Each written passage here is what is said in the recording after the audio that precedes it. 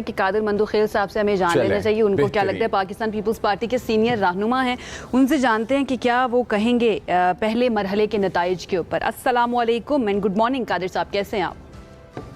जी वालेकुम अल्हम्दुलिल्लाह। तो कादिर मंदुखेल साहब, इलेक्शन कमीशन के अंदर इस सारे मामले को रिपोर्ट किया गया है अभी तक कि जो कोड ऑफ कंडक्ट की खिलाफ वर्जी हुई है? हमारे साथ तारिक फजल चौधरी साहब को भी हमने इंटरव्यू किया था, वो ये कहे थे कि ये तो एक गिफ्ट है। एंड अगेन हमने जो है ना वो कन्विंसिंग जवाब नहीं दे सके थे कि गिफ्ट आप इलेक्शन के बाद भी दे सकते थे। इलेक्शन कमीशन के अंदर किस तरह से अब इस मामले को उठाया जाएगा कि कोड ऑफ कंडक्ट की खिलाफ वर्जी हुई है इलेक्शन के अंदर, कैंपेन के दौरान?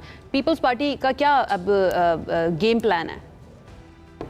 देखिए, पीपल्स पार्टी पहले कंप्लेन कर चुकी है और मैं पिछले 8-10 दिन से ये मुसलसल बैसियत कानून के तालिब इल्म ये मसले उठा रहा हूँ, क्योंकि पिछले इलेक्शन में मेरे नाम से किसी ने, मेरे अपने जानने वाले थे, उन्होंने एक गेट बनाया था और इलेक्शन कमीशन ने मुझे बुला के 50,000 रुपये जुर्माने का जो है ना मुझे चालान पकड़ा दिया। भाई क्यों?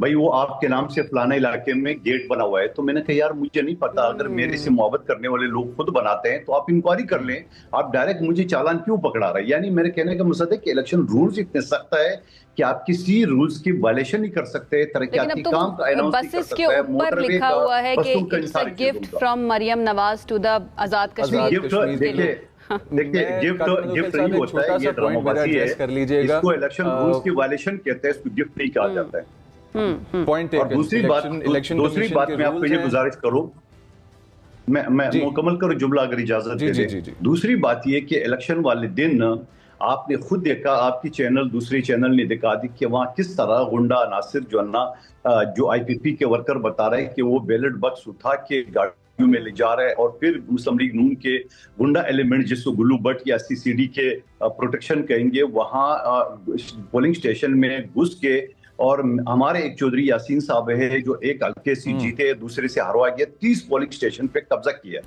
फिर उसके साथ साथ ये चीज सारी जो दिन भर ये सारे सिलसिले होते रहे और रात में जहां उन्होंने 9 सीटें पकड़ा दिए नून लीग को, 4 हमारी हिस्से में डाल दिए, 2 अभी तक बगल में रखे, न जाने वो किसको देंगे, गालबन IPP को नवाजेंगे या किसी और को नवाजेंगे। और बड़ी बेशर्मी से प्रेस कॉन्फ्रेंस करते हुए चीफ इलेक्शन कमिश्नर आजाद कश्मीर गुलाम मुस्तफा मुगल फरमा रहा है कि इलेक्शन बड़े शफाफ हुआ है, बड़ी जबरदस्त हुआ है, कोई ऐसा हो। यानी खुदा का वास्ता पूरे दिन में अफरा तफरी हमारे कारकुन मुख्तार यूनुस को शहीद जानना चाह रही थी कि इलेक्शन कमीशन की तरफ से अगर ये कहा जा रहा है कि बड़े शफाफ इलेक्शन हुए हैं, तो फिर पीपल्स पार्टी क्या करेगी? पीपल्स पार्टी का अगला गेम प्लान क्या होगा अगर इलेक्शन कमीशन की तरफ से कोई उम्मीद नजर नहीं आ रही कि कोड ऑफ कंडक्ट की जो खिलाफ वर्जी हुई है या जिस तरह से गिफ्ट्स दिए गए हैं, डेवलपमेंट प्रोजेक्ट्स जो हैं उनके अनाउंस करने की बात की गई है, पीपल्स पार्टी अब क्या करेगी? देखिए आयशा, आप GB इलेक्शन का थोड़ा सा याद कर ले, उस वक्त भी हमने ये सारे एतराजात उठाए। जो पहले दिन 7 तारीख को 5 बजे पोलिंग बंद होने के बाद 2-3 घंटे के अंदर हमारी 9 सीटें थी और नून लीग की 2 सीटें थी। फिर रिजल्ट को जो ना वो पोस्टपोन किया, उसको आगे प्रोलॉन्ग किया है और फिर जाके 7-8 दिन के बाद मुस्लिम लीग नून की 6 सीटें हो जाती, हमारी वही 9 होती है। फिर जो 4 आजाद उम्मीदवार जीते थे वो पीपल्स पार्टी की तरफ आ रहे थे और फिर इसी दौरान मेरे साथ किसी चैनल में उनका साबिक वज़ीर आला हफीज रहमान साहब मौजूद थे। तो जब एंकर ने सवाल किया था कि शहबाज शरीफ ने तो मुबारकबाद दी है बिलावल भुट्टो को, आपके खदशात क्यों है? कह शहबाज शरीफ हमारा सदर नहीं है, हमारा सदर नवाज शरीफ है।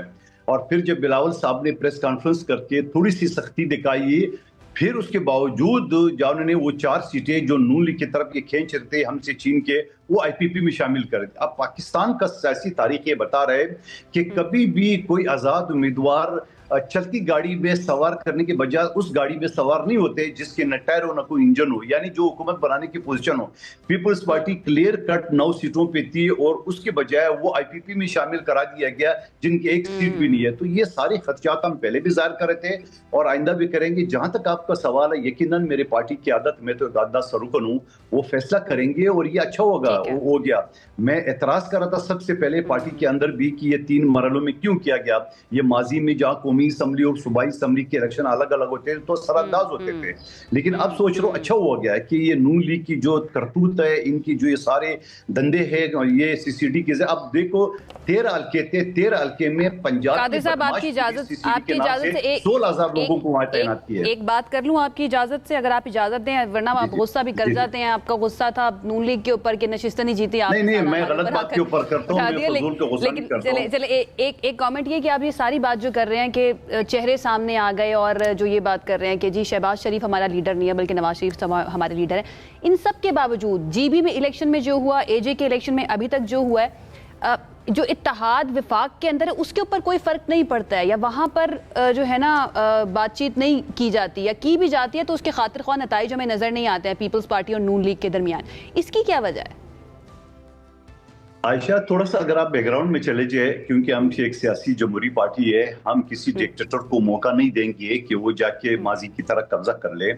और जीबी के इलेक्शन आपके सामने, और फिर उससे पहले पाकिस्तान के इलेक्शन जो 24 फरवरी का 8 फरवरी को हुआ था 2024 को, वहां पे एक ट्राइका बना था, यानी सबसे बड़ी जो आजाद उम्मीदवार थे वो पीटीआई के थे, दूसरे नंबर पे नून लीग के, तीसरे पे हम थे।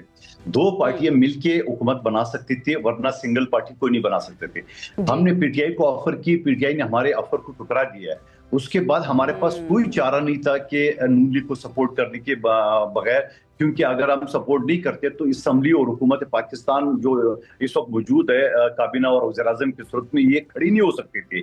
हम ये चाहते हैं कि ये जमहूरी तसलसल, ये सारे खदशात और गुजारिशात और एतराज़ात के बावजूद हम चाहते हैं, क्योंकि हम चेहरा जरूर दिखाते हैं मुस्लिम लीग नून का आवाम के सामने, लेकिन फिर उसके बाद हमारे पास क्या चारा होगा। और जहां तक आपका सवाल है कि एक फर्क पड़ेगा, मेरे ख्याल में इसके ऊपर जरूर पीपल्स पार्टी सोच रही है कि जहां उन्होंने फॉर्म 47 के तहत मरियम नवाज को हुकूमत पकड़ा दी है, शहबाज शरीफ को हुकूमत पकड़ा दी है, नवाज शरीफ साहब का फॉर्म 47 जो है जाली है, फॉर्म 45 के तहत वो हारा हुआ है, तो ये सारी चीजें आवाम के सामने है। और हम पहले से दिन से, मैं पिछले असम्बली में भी यही बातें कर रहा था, और फिर मैं ये कहना चाह रहा हूँ कि आप सिंध के साथ जो सुतेलापन का जो आप सलूक कर रहे हैं, यानी 70% सिंध जो आपको रेवेन्यू देता है एनएफसी अवार्ड के तहत, 7% में 24% पंजाब को मिल रहा है, तो आप सिंध को एक मोटरवे नहीं दे सकते। आई विश कि हमारे पास टाइम और होता। बहुत सारे ऐसे सवालात हैं जो आपसे भी पूछने भी और डिस्कशन करनी भी, अनफॉर्चुनेटली टाइम कम होता है।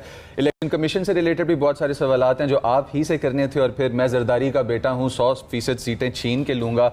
ज़ाब्ते के बारे में बात करें तो इन चीज़ों को भी हमें डिस्कशन में लाना चाहिए, बट अनफॉर्चुनेटली हमारे पास टाइम कम है। आई होप कि हमारे व्यूअर्स तक कुछ क्लैरिटी पहुंच चुकी हो। थैंक यू, आपने हमें ज्वाइन किया, अपनी सुबह में से वक्त निकाला और आपने हमें ज्वाइन किया।